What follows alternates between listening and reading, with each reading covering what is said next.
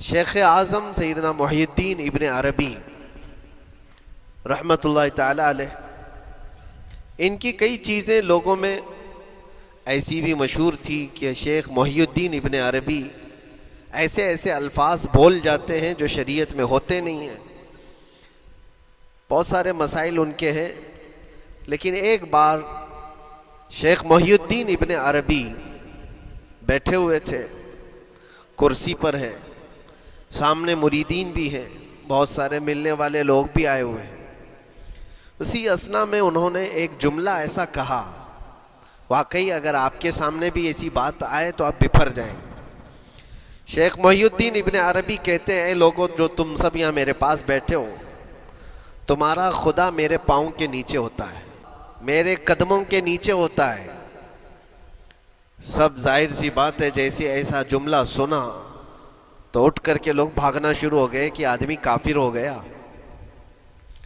شیخ اعظم ہیں یہ حضرت محی الدین ابن عربی، جن کی بہت ساری کتابیں ہیں. تصوف میں آپ کا ایک بہت بڑا باب ہے. لوگ اٹھ کر کے ادھر سے ادھر چلنے لگ گئے کہ ایسے ایسے جملے بول رہے ہیں، یہ محی الدین ابن عربی کو ہو کیا گیا؟ خدا پیروں کے نیچے ہوگا؟ کفریہ جملہ ہے. سب تو چلے گئے، دو باقی رہ گئے جو مخصوص مریدین میں سے تھے. انہوں نے کہا کہ حضور، جو جملے سنے ہم کو بھی کانوں پر یہ وزن لگ رہے ہیں، لیکن کیوں کہا آپ نے ایسا؟ اس کا کچھ معنی ہے؟ آپ جیسے عظیم المرتبت بزرگ سے ایسا جملہ کیسے ممکن ہے؟ انہوں نے فرمایا کہ ان سب کو بھی تو یہ پوچھنا چاہیے تھا میرے بولنے کا مطلب کیا ہے. فوراً بدگمانی کیا اور بھاگ گئے. تم دو باقی رہ گئے. میں بتاتا ہوں کہ میں نے یہ جملہ کیوں کہا تھا. تو کرسی پر بیٹھے تھے اور چٹائی نیچے بچھی ہوئی تھی یا قالین بچھی ہوئی تھی جس پر لوگ بیٹھے ہوئے تھے. آپ نے اپنے ان دو مریدین سے کہا یہ چٹائی اٹھاؤ. چٹائی اٹھائی تو دیکھا وہاں پر سونے کے چاندی کے سب سکے رکھے ہوئے تھے جو شیخ محی الدین ابن عربی کے پیروں کے نیچے تھے. کہا وہ جتنے آئے تھے وہ اسی کی عبادت کرتے تھے، اس لیے میں نے کہا کہ تمہارا خدا میرے پاؤں کے نیچے ہوتا ہے. وہ خواہشات کے پجاری ہیں. میں نے اللہ نہیں کہا. اللہ رب العزت وہ قادر مطلق ہے. میں نے کہا جس کی تم عبادت کرتے ہو، جس کو تم خدا بنائے رکھے ہو، وہ میرے پیروں کے نیچے ہوتا ہے. اور حقیقت ہے میرے عزیزوں، جنہوں نے خواہشات کے پیچھے بھاگنا شروع کیا، در حقیقت وہ اپنا خدا بنا چکے ہیں ان کو. کیا ایسا نہیں ہوتا ہے کہ جو بندہ ضدی طبیعت کا ہوتا ہے، چاہ لیتا ہے کہ یہ مجھے چاہیے تو چاہیے، یہ مجھے چاہیے تو چاہیے. یہ جو ضد ہے اپنی خواہش کو پوری کرنا، یہاں پر کہا گیا ہے کہ وہ اپنی خواہش کی عبادت کر رہا ہے، اس کے پیچھے بھاگ رہا ہے. اسی لیے اللہ کے نبی صلی اللہ تعالیٰ علیہ وسلم کی ایک حدیث میں آپ کو سناؤں. حضور اکرم صلی اللہ علیہ وسلم ارشاد فرماتے ہیں، لا یؤمن احدکم حتی یکون ہواہ تبعا لما جئت بہ. تم اس وقت تک پورے مومن نہیں ہو سکتے جب تک کہ اپنی خواہشات کو میری مرضی کے مطابق نہیں بنا دو گے. حضور کے قدموں میں لا کر اپنی ہر خواہش کو قربان کرنا ہو. یہ نہیں کہ میری چاہت تو ایسی ہے، میں خواہش ایسی رکھتا ہوں، لیکن شریعت ایسا کہتی ہے. یہ جب ٹکراؤ آیا تو سمجھ لو کہ تمہارے اندر ایمان آیا ہی نہیں ہے، تم مومن نہیں ہو. مومن وہ ہے جہاں دنیا کی ساری خواہشات وہ حضور کے قدموں پر قربان کر دیتا ہے، اس کی اپنی کوئی خواہش نہیں ہوتی.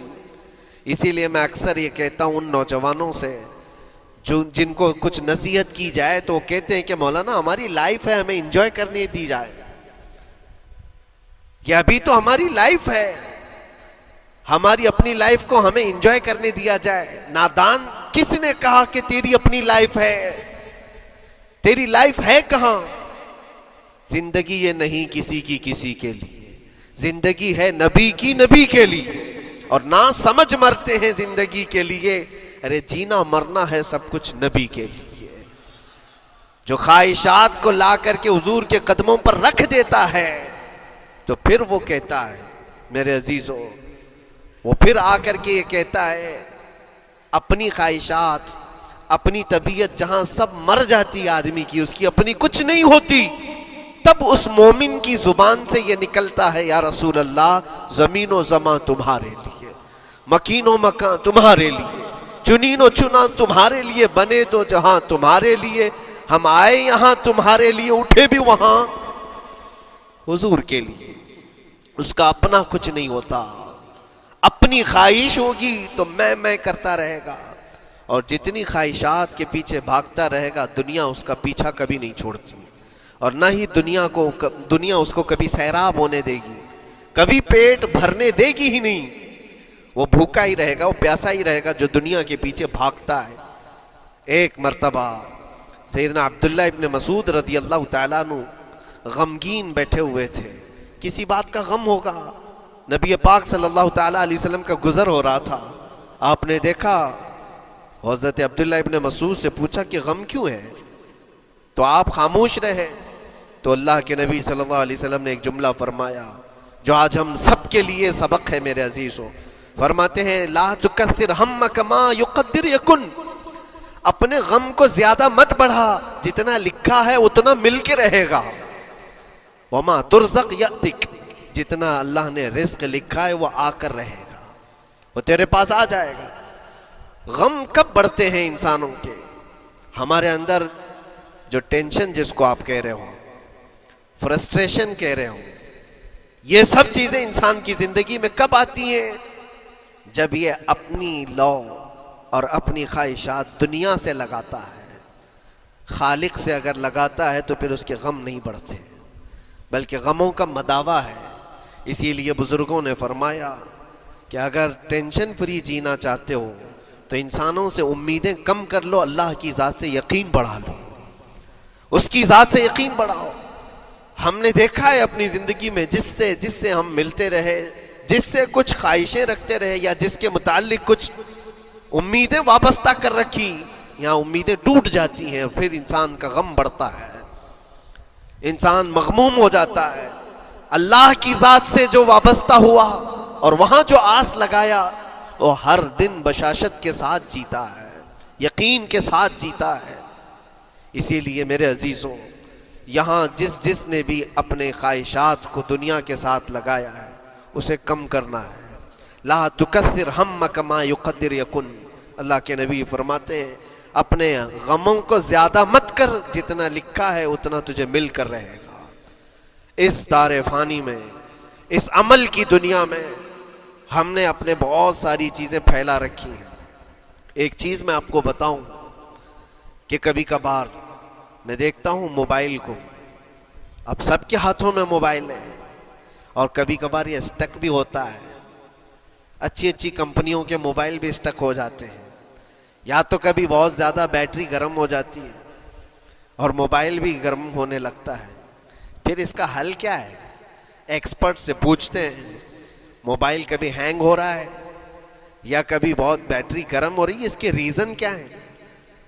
تو وہ ایکسپرٹ یہی بتاتے ہیں کہ اس کے اوپر اوور لوڈ ہو سکتا ہے، بہت زیادہ اس میں ڈیٹا جمع ہو چکا ہے اور پھر بیک گراؤنڈ میں ایکٹیو ہے بہت زیادہ، جس کی وجہ سے بیٹری ہارمفل ہے، بہت زیادہ گرم ہو جاتی ہے، یا تو پھر ایک ساتھ کئی چیزیں اس کے اندر ڈال دی جاتی ہیں تو اس کا پروسیس کم ہو جاتا ہے، اسٹک ہو جاتی ہے۔ یہ تو موبائل ہے جو تمہیں سکھا رہا ہے۔ یہی چیز ہے دنیا کے ہمارے اس لائف میں، ہماری زندگی میں بہت زیادہ چیزیں اگر دماغ میں آ جاتی ہیں تو پھر دماغ گرم بھی ہو جاتا ہے اور اسٹک بھی ہوتا ہے، ہر چیز سوچنے سے بھی عاری ہو جاتا ہے، صحیح طریقے کے فیصلے نہیں لے پاتا۔ اچھا نقصان کیا ہے اس کا؟ سیم ہم نے موبائل ایکسپرٹ سے بھی پوچھا، جب موبائل بہت زیادہ گرم ہونے لگے یا اسٹک ہونے لگے تو اس کو کیا کرنا چاہیے؟